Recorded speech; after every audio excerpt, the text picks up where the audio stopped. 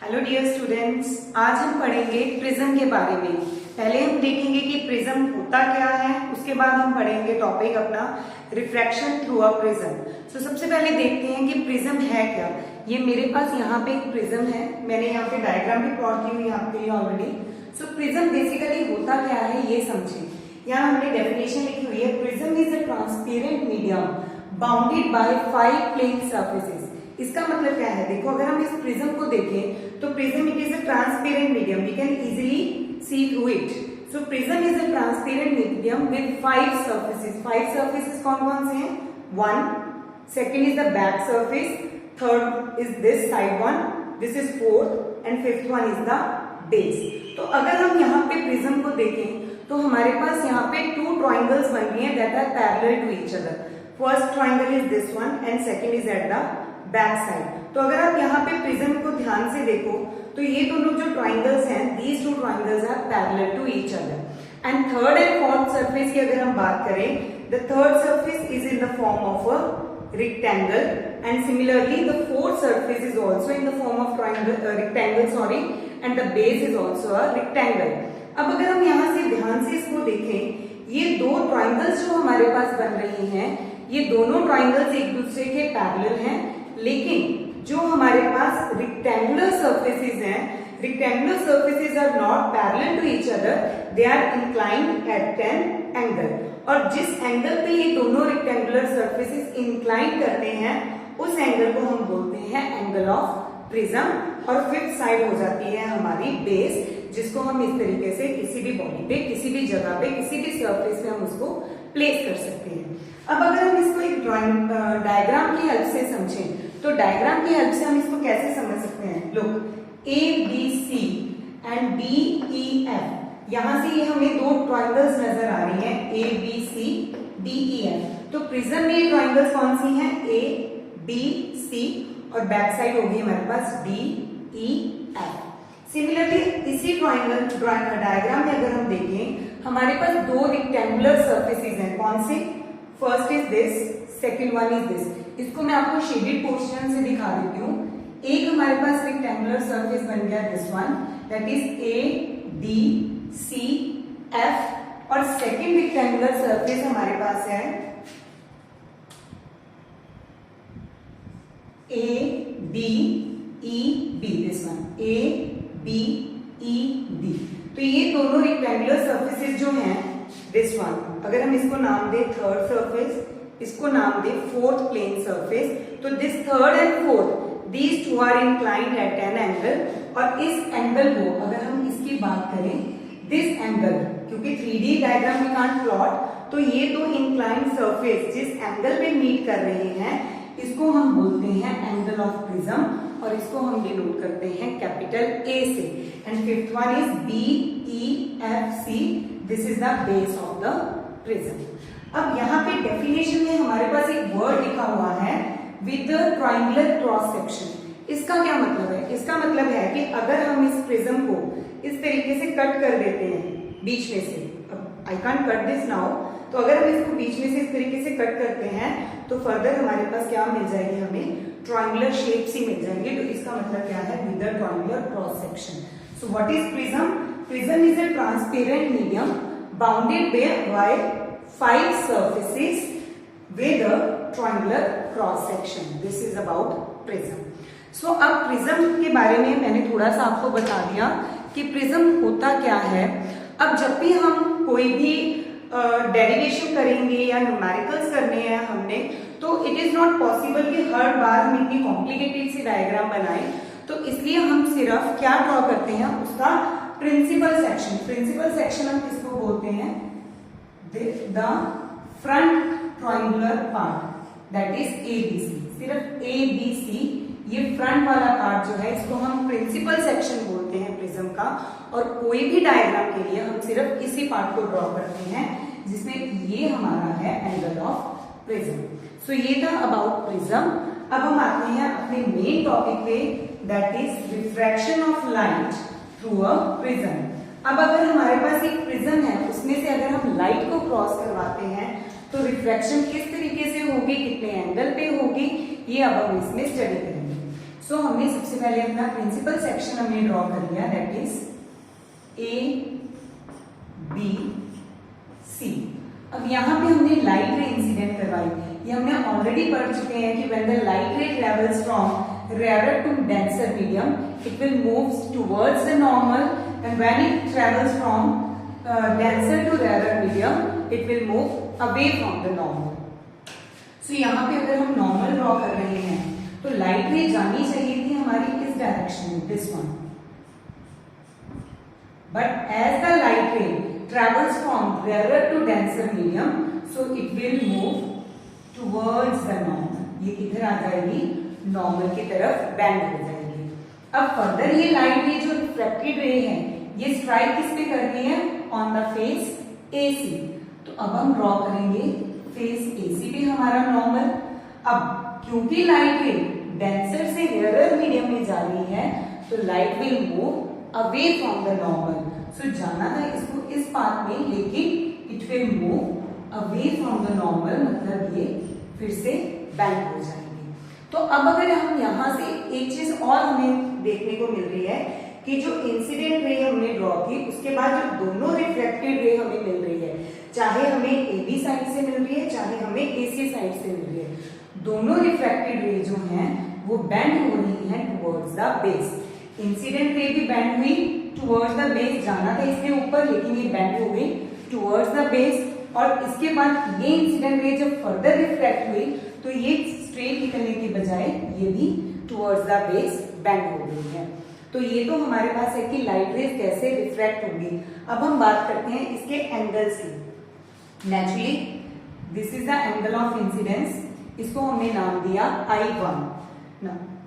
This is normal, this is our reflected ray, so ये हमारा हो जाएगा angle of refraction, that is R1। इस एंगल को हम नाम देते हैं R2, इस एंगल को नाम दे रहे हैं हम I1। ऐसा क्यों, हमने इसको I1 और इसको R2 नाम क्यों नहीं दिया, क्योंकि यहाँ पे हम फॉलो कर रहे हैं principal of reversibility. Sorry, it is I2 not I1। यहाँ पे हम फॉलो कर रहे हैं प्रिंसिपल ऑफ रिवर्सिबिलिटी। अगर इस लाइट रे को हम नाम दे दें suppose O P Q R, suppose इस लाइट रे को हमने नाम दिया OP QR, तो अगर हम इसको रिवर्स डायरेक्शन में फॉलो करवाएं R Q P O, तो ये सेम बात ही मतलब फॉलो करेगी। अगर RQ लाइट हम इंसिडेंट करवा रहे हैं तो सेम वो रिफ्लेक्ट होगी QR QP पे और फर्दर वो रिफ्लेक्ट होगी टुवर्ड्स PO। तो इसलिए हमने अपनी कन्वीनियंस के लिए इसको नाम दे दिया एंगल I2 और इसको हमने नाम दे दिया angle R2। So for incident ray OP QR रे काम कर रही है इमर्जेंट रे का, और for incident ray RQ PO रे जो है वो काम करेगी इमर्जेंट रे का। This is according to the principle of reversibility, जो हम ऑलरेडी अपने प्रीवियस वीडियो में पढ़ चुके हैं। प्रीवियस लेक्चर में मैंने ये आपको सारा एक्सप्लेन कर दिया था। अब यहाँ पे जो नेक्स्ट हमारे पास पढ़ने वाला है that is the angle of deviation. Angle of deviation हमारे पास क्या है, हम दो रेज को ड्रॉ कर रहे हैं, एक हमारे पास है इंसिडेंट रे, एक हमारे पास है रिफ्लेक्टेड रे। तो इंसिडेंट रे अपने पाथ से कितनी डेविएट होके रिफ्लेक्ट हुई है उसको हम बोलते हैं angle of deviation. Like this is our incident ray. अब इंसिडेंट रे जाना था सीधा इस तरीके से, लेकिन वो डेविएट हो गई अपने पाथ से, तो जितना वो अपने पाथ से डेविएट हो रही है उस एंगल को हम बोलते हैं एंगल ऑफ डेविएशन। तो इस एंगल को हमने नाम दे दिया Δ1। सिमिलरली ये हमारी एक रे है जो रिफ्लेक्ट होके हमारे पास फाइनल रे बनी हमारे पास QR। तो इस इंसिडेंट रे और इस रिफ्लेक्टेड रे में जो हमारे पास एंगल बनेगा that is the angle of deviation Δ2। ये हमारे पास PQ और QR रे के बीच में बन रहा है, that is angle of deviation Δ2 नाम दे दिया हमने। अब थर्ड एंगल हमारे पास है एंगल डेल्टा। एंगल डेल्टा क्या है हमारे पास, angle delta is also angle of deviation, लेकिन ये डेल्टा हमारे पास एंगल ऑफ डेविएशन कौन सा है, जो हमारे पास इंसिडेंट रे है और जो हमारे पास फाइनल रिफ्लेक्टेड रे मिल रही है। ये इंसिडेंट और फाइनल रिफ्लेक्टेड रे अपने कितने एंगल से डेविएट हो रही है, that is the angle of deviation for these two rays, जिसको हमने नाम दे दिया डेल्टा। एंगल ऑफ डेविएशन को हम डिनोट किससे करते हैं? डेल्टा से। डिफरेंशिएट करने के लिए इन तीनों एंगल्स को हमने इंसिडेंट रे और फाइनल रिफ्रैक्टेड रे के बीच में जो एंगल है उसको हमने नाम दिया delta, that is angle of deviation. Incident ray और at the base A B जब लाइट रे रिफ्रैक्ट हो रही है तब हमने एंगल ऑफ डेविएशन को नाम दे दिया डेल्टा 1। और पी क्यू और क्यू आर रे कितनी डेविएट हो रही है आपस में, कितने एंगल से, उसको हमने नाम दे दिया एंगल डेल्टा 2। सो ये थी हमारी डायग्राम। अब हम स्टार्ट करते हैं अपनी डेरिवेशन। ये मैंने आपको ऑलरेडी बता दिया है कि this is the angle of prism और इसको हम डिनोट करते हैं कैपिटल ए से। सो अब अगर हम ध्यान से देखें यहाँ पे हम मैथ का एक फॉर्मूला यूज करेंगे that delta is equal to delta 1 plus delta 2। कैसे डेल्टा 1 प्लस डेल्टा 2, ये इन दोनों के सम के इक्वल कैसे हुआ? तो आपने मैथ्स में पढ़ा होगा। अगर हम यहां से देखें ये हमारे पास एक ट्रायंगल फॉर्म में बन रहा है, दिस वन, इसको भी हम नाम दे देते हैं से एम। सो अगर हम यहां देखें एम पी क्यू, ये हमारे पास एक ट्रायंगल बन रही है, तो आपने पढ़ा होगा that the exterior angle is equal to the sum of opposite interior angles. जो ऑपोजिट साइड पे दो एंगल्स बन रही हैं ट्रायंगल के अंदर, उनका सम ट्रायंगल के ऑपोजिट साइड के जो बाहर एंगल है उनके सम के इक्वल, उसके एंगल के इक्वल होता है। सो यहाँ पे कौन सा लॉ है? The sum of interior opposite angles of a triangle is equal to the exterior angle of that triangle. तो डेल्टा 1 प्लस डेल्टा 2 ये हमारे पास आ गया। अब फर्दर अगर हम यहां से देखें, इसको हमने नाम दे दिया से इक्वेशन 1। अब this angle I1 and this total angle, ये कंप्लीट एंगल दिस वन, ये two angle, these two are vertically opposite angles, clearly हमें नजर आ रहा है। ये रे जा रही है, एक हमारे पास ये लाइन जा रही है। So these two angles are vertically opposite angles, so we can say I1 is equal to R1 plus delta 1। Value हमें चाहिए डेल्टा 1 की, so we can say delta 1 is equal to I1 minus R। Similarly अगर हम इस साइड अपना देखें, this angle is I2 with this ray and this ray. So यहाँ पे angle I2 and R2 delta 2, these two angles are vertically opposite angles, so we can say I2 is equal to R2 plus delta 2। so यहाँ पे हमारे पास delta 2 की value आ जाएगी I2 minus R2। now put the value of delta 1 and delta 2 in equation 1। what we will get? delta is equal to I1 minus R1 plus delta 2 is equal to I2 minus R2। अब हमने simply इसको rearrange किया equation को, I1 plus I2 minus, अब R1 भी हमारे पास negative है, R2 भी नेगेटिव है, तो दोनों में से हम माइनस साइन कॉमन निकाल के हम simply we can write in the bracket R1 plus R2। So we will get the value delta is equal to I1 plus I2 minus R1 plus R2। This is our equation number 2। अब हम इसको further solve कर रहे हैं।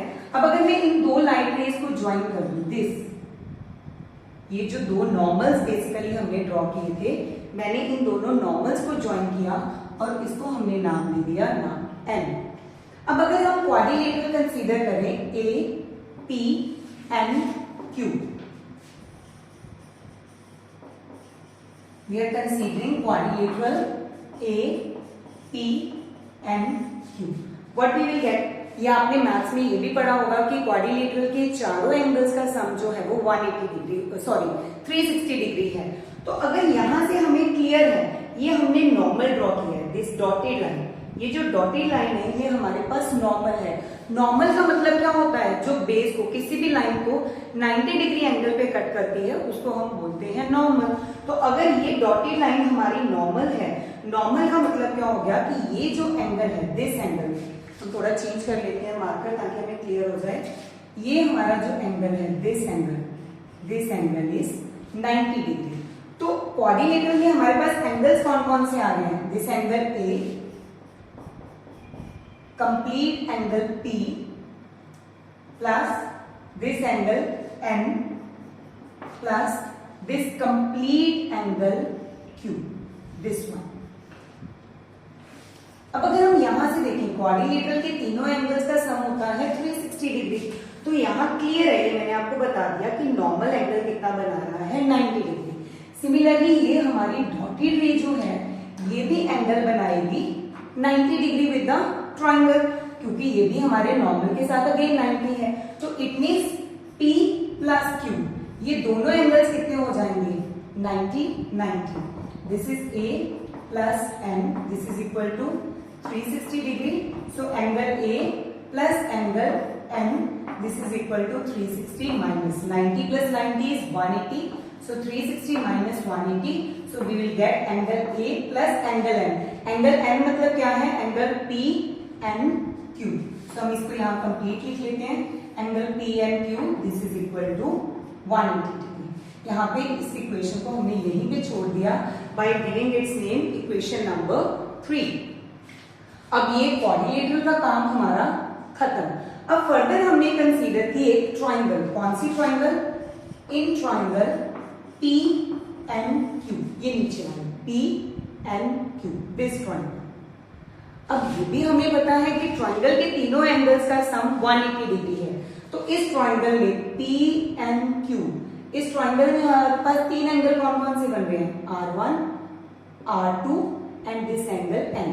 सो we can say R1 plus R2 plus angle PNQ, this is equal to 180 degree. We can mark this equation as 4.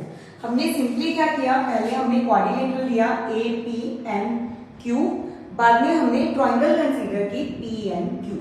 अब अगर हम इन दोनों इक्वेशंस को कंपेयर करें, equation 3 and equation 4, so angle A plus angle N is 180, R1 R2 plus angle N is 180 degree. तो इन दोनों equations को compare करके हमारे पास क्या आया? एंगल A, जिसको angle of prism angle A भी लिख सकते हैं, हम सिंपली इसको A भी डिनोट कर देते हैं। अगर आप A लिख रहे हो, ये अपने आप रिप्रेजेंट कर रहा है यहाँ पे that A is here angle of prism. So हमने यहाँ पे लिख दिया इसको A। सो इन दोनों इक्वेशंस को कंपेयर करके हमारे पास आ गया angle of prism is equal to R1 plus R2। So अब इस R1 plus R2 angle of prism के इक्वल आया। इस R1 R2 की value we can put in equation 2. Put this value in equation 2. What we will get? Delta is equal to I1 plus I2 minus R1 plus R2 equal A. So this is equal to A, और we can say delta plus A, this is equal to I1 plus I2. This is our equation for the prism, जब हम prism से incident ray को refract करवा रहे हैं। तो ये हमारे पास आ गई आपकी इक्वेशन। अब इसमें एक चीज और ध्यान से, जो नेक्स्ट पॉइंट हमारे पास समझने वाला है, ये हमारे पास सॉल्व करके इक्वेशन आ गई है। अब यहाँ पे एक हमारे पास टर्म आती है एंगल ऑफ मिनिमम डेविएशन। जैसे ये हमने एंगल पढ़ा delta, that is angle of deviation. अब अगर हम बात करें, ये हम सारा रख कर देते हैं एक बार। अब अगर हम बात करें एंगल ऑफ मिनिमम डेविएशन की, तो एंगल ऑफ मिनिमम डेविएशन नाम से क्लियर है कि जहां पे डेविएशन जो है वो मिनिमम हो रही है, सबसे कम हो रही है। तो डेविएशन सबसे कम कब होती है? तो एक्सपेरिमेंटली ये फाइंड आउट किया गया कि जब हम एंगल ऑफ इंसिडेंस को इंक्रीज करवा रहे हैं। सपोज पहले हमने एंगल ऑफ इंसिडेंस 20 लिया, फिर 25, 30, 35, 40, 45 एंड सो ऑन, हम एंगल ऑफ इंसिडेंस को इंक्रीज करवा रहे हैं। तो एक्सपेरिमेंटली ये फाइंड आउट हुआ कि जब हम एंगल ऑफ इंसिडेंस को इंक्रीज करवा रहे हैं तो इनिशियली एंगल जो है, एंगल ऑफ डेविएशन, वो डिक्रीज हो रहा है। इनिशियली जैसे जैसे हम एंगल ऑफ इंसिडेंस को इंक्रीज करवाते हैं, एंगल ऑफ डेविएशन जो है वो डिक्रीज हो रहा है। एक स्टेज पे आके एंगल ऑफ डेविएशन जो है वो अपनी मिनिमम वैल्यू ले लेगा, और उसके बाद अगर हम एंगल ऑफ इंसिडेंस को इंक्रीज करवाएंगे तो एंगल ऑफ डेविएशन क्या होगा? इंक्रीज होगा। तो इसके लिए अगर हम प्लॉट करें graph between angle of incidence and angle of deviation, the graph will be of this shape. Initially हमने एंगल ऑफ इंसिडेंस इंक्रीज करवाया तो एंगल ऑफ डेविएशन जो है वो डिक्रीज हुआ। एक पर्टिकुलर एंगल ऑफ इंसिडेंस पे, वो कोई भी एंगल हो सकता है, एक पर्टिकुलर एंगल ऑफ इंसिडेंस पे हमारे पास एंगल ऑफ डेविएशन की मिनिमम वैल्यू आ गई है, जिसको हम डिनोट करते हैं डेल्टा मिनिमम से। उस वैल्यू के बाद अब अगर हम एंगल ऑफ इंसिडेंस इंक्रीज करवाते हैं तो एंगल ऑफ डेविएशन भी इंक्रीज होता है। अब यहां से फर्दर क्वेश्चन अराइज होता है कि डेल्टा की मिनिमम वैल्यू हमें कब मिलती है। तो डेल्टा की मिनिमम वैल्यू हमें मिलेगी when the angle of incidence and angle of emergence means these two angles I1 and I2 when these two angles are equal to each other or R1 is equal to R2, these two angles are equal and ABC, this is an equilateral prism, sorry equilateral, yes, it is an equilateral prism। तो उस case में हमारे पास delta की value minimum होगी और delta की value जब हम कह रहे हैं कि एंगल ऑफ इंसिडेंस, इस तरीके से हमने एंगल ऑफ इंसिडेंस, इस तरीके से हमने लाइट रे को इंसिडेंट करवाना है कि जो हमारे पास पी क्यू रे मिल रही है।